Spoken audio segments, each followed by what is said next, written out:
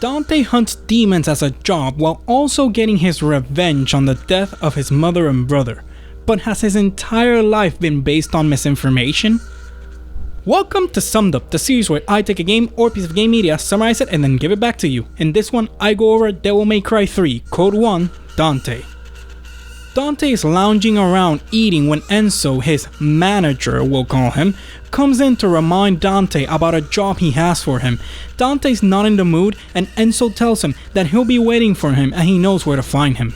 Dante goes to the brothel Enzo will be at, and when he reaches the Italian, he finds him being attacked by a demon. After Dante dispatches of the demon, he sees the job Enzo has for him to find the child in the picture and refuses to do it. He doesn't do missing persons. Enzo replies that it's $4 million for the job. He already agreed to it, plus Dante only has his apartment because Enzo got it for him cheap. Eventually, Dante agrees to do it. Time to find Alice. In a library, a man looks for a book. A bald man and a woman come up to him and offer to help him find the book he seeks. The bald man begins to tell him the tale of Sparda, speculating that this is the book he seeks. How the Dark Knight rose against the demons in favor of humanity. How when they were defeated, he sealed away the underworld and his own power. And how he fell in love with a human woman and, later in life, died as a man. The man replies that that's not the story he's looking for. The bald man then asks if he instead is looking for the story of the woman that copulated with the demon and gave birth to twins. The man then slices the woman in half and tells the bald man to leave him. The bald man then says that there are books and stories that are forbidden for a reason. People fear evil and they wish for knowledge against those demons, but are, at the same time, afraid of such knowledge. However, sometimes some are seduced by the evil. The man then sheathes his sword and asks the bald man to tell him the story of Sparda.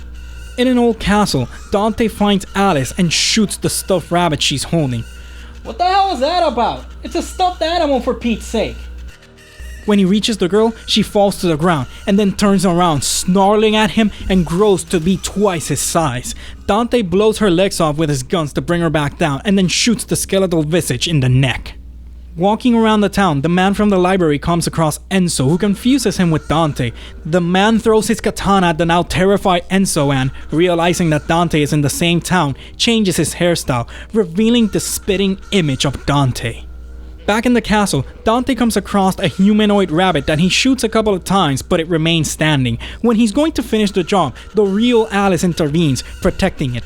Dante tells her that they have to go, but she refuses to leave unless they take the rabbit with them. Then a bell starts clanging. It's tea time! Suddenly, the room turns dark and Dante is staring at the rabbit and someone new sitting at a table. Someone who looks a lot like the Mad Hatter. The Hatter recognizes him as the child of Sparda and says that they can't eat him because he's half demon. He won't taste well. After some banter, Dante demands they hand over the girl. The Hatter says that he's no good. He won't listen. They'll have to bring the other one to tea time. When Dante asks what they mean by that, the Hatter replies that they mean the one with the same face as him. A giant demon appears and picks Dante up by a foot. Then, the head of Alice appears on the table and taunts him. Since it won't tell him where the girl is either, he shoots it. The demon that was holding Dante throws him on the ground. From there, he hears the Mad Hatter asking the rabbit if he has shown Vergil the key. When Dante asks what they're talking about, the Hatter tells him that the brother he thought long dead is still alive. Dante shoots at them, literally shattering the illusion.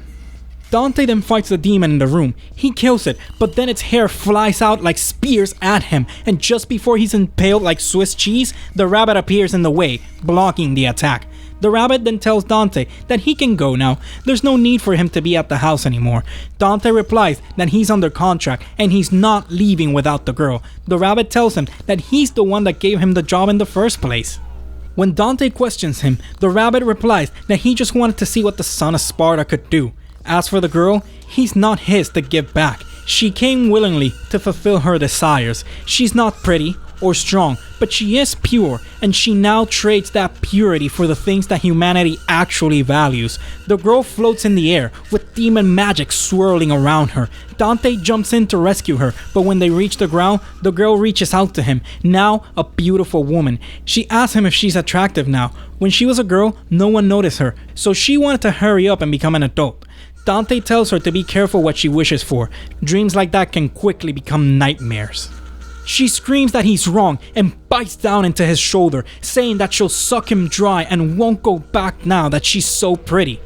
How does she know how pretty she is? She hasn't been able to look into a mirror in the whole 2.5 minutes she's been an adult. But something is wrong. Dante grabs onto her so she won't let go, no matter how much she wants to. Then Dante, in the demon form of Sparda, looms over the body of Alice. He's not fully human, his blood was no good. An exhausted Dante, back in his human form, sits down in a chair and demands his payment from the rabbit.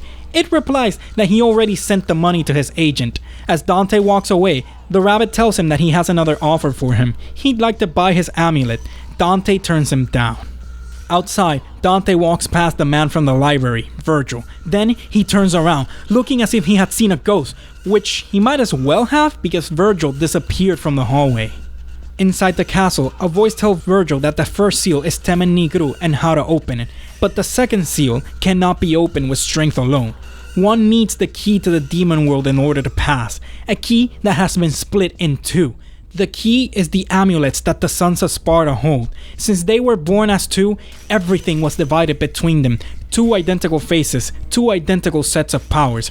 Vergil asks the rabbit if he's saying that he's half a man, as the rabbit replies that he only means that him and Dante need each other, for until the two keys become one, the path to the demon world cannot be opened. Vergil slices up the possessed ragdoll. Because reasons. Alice, now a girl again, crawls up to the severed head of the doll, crying over it. So, turns out, Dante's long dead twin brother is not so dead after all. What I'm wondering is, how did he survive? I thought Dante saw him and his mother be killed. Guess we may find out on the next issue.